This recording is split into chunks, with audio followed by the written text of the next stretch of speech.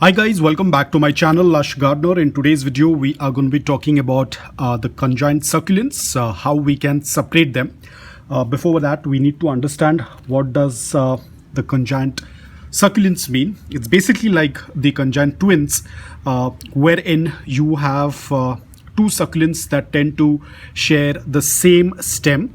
Now over here, as you can see, it is not going to be very visible because this is a very I wouldn't say a very young succulent, but it is a medium size, but it is not completely developed. You can see stem is completely infused with the main stem, and there are two heads growing on the same succulent. The disadvantage of such a succulent is that this type of a succulent is going to grow very slow. The reason is because both the heads are dependent on one stem, so it becomes a little bit difficult for the succulent to grow, not at a very fast rate, but even to grow it will be a very slow growing succulent. We all know that succulents in general tend to grow very slow, so this is going to be even more slow because it is kind of sharing the water needs, the nutrients from the soil from one stem, so it becomes a little difficult for the succulent to grow. But nevertheless, it is not impossible to cut a conjoined succulent like this. But what I would say, if you are a beginner or if you're not very confident, just let the succulent be as it is. Do not cut it off. Now this succulent I will not be cutting because you can see the stem is not separated yet. Over the period of time it will separate. I'll show you another example which I will be cutting. So over here we cannot cut this one. I'm going to let it be as it is. Probably after a year or so I can cut it, but not right now. And I forgot to mention, this is my haworthia lemon lime variegated, and this is one of the mother plant. You can see it looks absolutely beautiful. Today when I took it out, I realized it is putting another pup over here, which I am very excited. I can cut the pup, but the same issue. You can see it does not have a evident stem right now. I'll have to wait for some more time. But because this pup was not getting light, because the succulent was like this, so all of the light, direct sunlight was falling onto the mother plant, and the pup is kind of tucked at the back. So as you can see, the pup does not have any color, only a little bit. Probably somehow the light has fallen over here, but overall the pup is very discolored. It does not have any stress colors because it was kind of hidden. The succulent was positioned like this, so of course there's not going to be any light on the pup. But I'm going to leave it as it is. I'm not going to separate the pup right now. As I said, I don't see a very evident stem, but in this video I will be separating this conjoined succulent. Now if you're wondering why this one and why not that one, because over here, if I'm going to show you, I've cleaned up the area, and now you can see over here there is an evident stem. We have one stem over here for this one and another stem for this one. So what we are going to do is we are going to cut off this portion.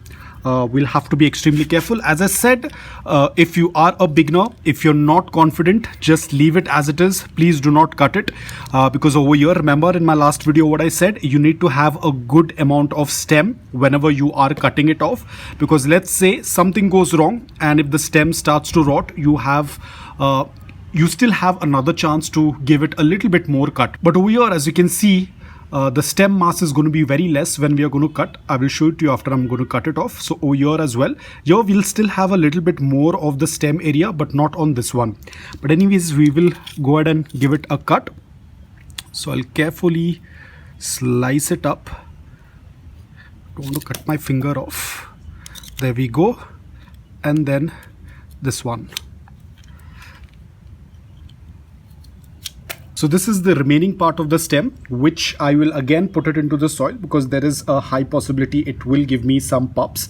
So I'm going to put this as it is into the soil without doing anything to the roots. You can see how the cut looks like, and you can see where they were connecting to each other. And this is how the cut part looks like. So this is the first head that we cut. You can see very less amount of the stem area. Now because I have a good amount of experience, I am very confident that this will root in the coming days, probably some weeks. probably 1 or 2 weeks it will start to root, so we're going to keep it aside. So this one, as you can see, it has very small amount of stem, so if you are a beginner this can be quite risky. That's why I said don't cut it off if you are a beginner. Only if you are very confident enough, then go ahead and do a cutting. A leaf happened to break, but that's absolutely okay. So now I will clean this up a little bit. So both of these are going to be kept in indirect bright light for them to callus, and after which I will wait for them to air root, and then I will put them back into the soil. I will make an update video of this, as well as remember the graptopetalum that I had done a stem cutting. It does not have any roots. So once all of these will happen to root, I will definitely make an update video to show you how I will be putting them into the soil once the air roots appear. So till then, this is going to be kept aside. These two, as I said, I'm not going to be cutting them. They're still, this one is does not have any evident stem like how the others had, so it's going to be kept aside. This one also, the pup is going to be kept aside. I'm not going to cut it off. This one I will right away put it into the soil, but again I have to protect this cut from any kind of moisture or rainwater. So even this part is going to be kept in indirect bright light so that it doesn't come in contact with water or direct sunlight, because we do not want it to get dehydrated. It still has a good amount of water. The stem is very, very healthy. The roots are very healthy. It has a high potential to give me some more pups on this small little stem as well.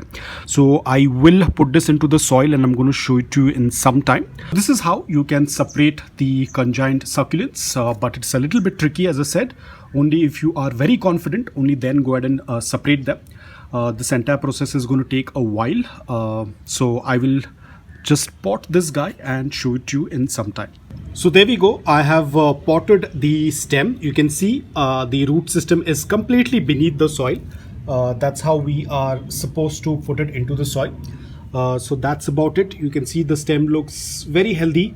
All the roots are inside the soil, and now all we have to do is just wait. The 2 to 3 days, the callus period is the most crucial period. That is what we have to be careful.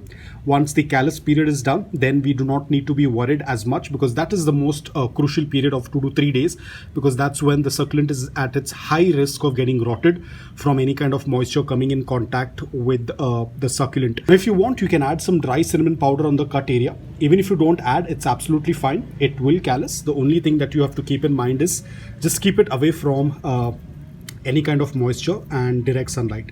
Other than that, we are done. I think I really love this variety of an haworthia. This haworthia has been with me for almost 4 years now, and a few of them I had sold them when I was shifting the house, because I could not carry a lot of them, but I wanted to keep few with me, and you can see over the period of time I have somehow propagated them and they have been doing quite well.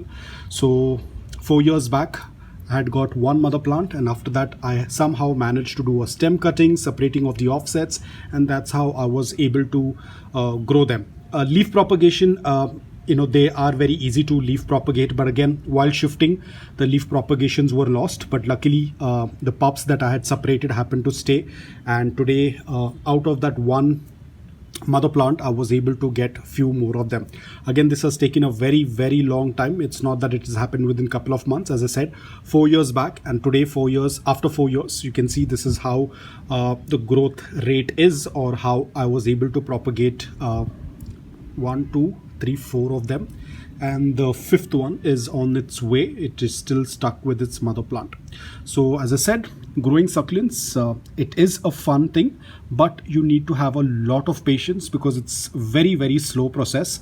All you need to do is have patience and just leave them on their own.